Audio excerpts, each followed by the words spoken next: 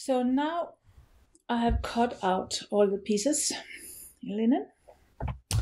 This is the bowl. It has no shoulder seam. And there's a little difference in the front and the back. The front goes like this. The back goes like this to here. And I have not made the split yet. I'll do that in the end.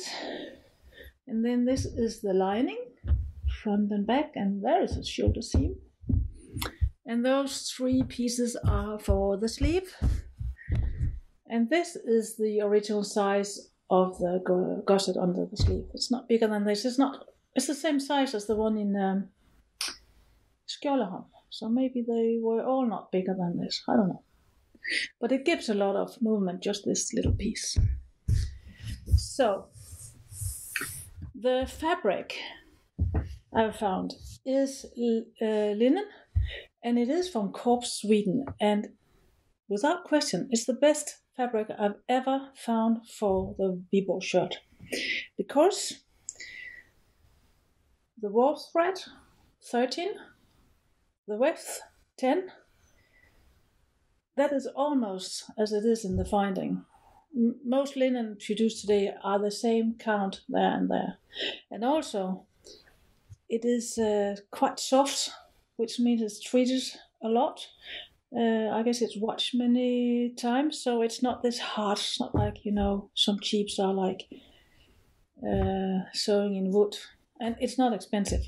I will, of course, put the link to that fabric. It's really beautiful too.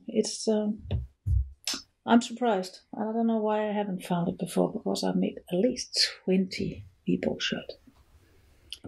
But the shirt is very funny to do, and there's 8 different seam techniques in this, and they are all found.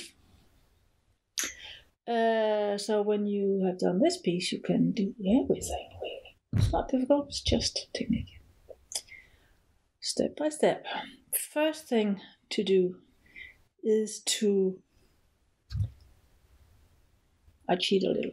I iron in the cross, so I have them to work with. That's the first thing I do. There's a cross decoration going over here on the front and on the back, and then I shall sew in the lining in the shoulder seam here. That is the first thing to do after this. Yes?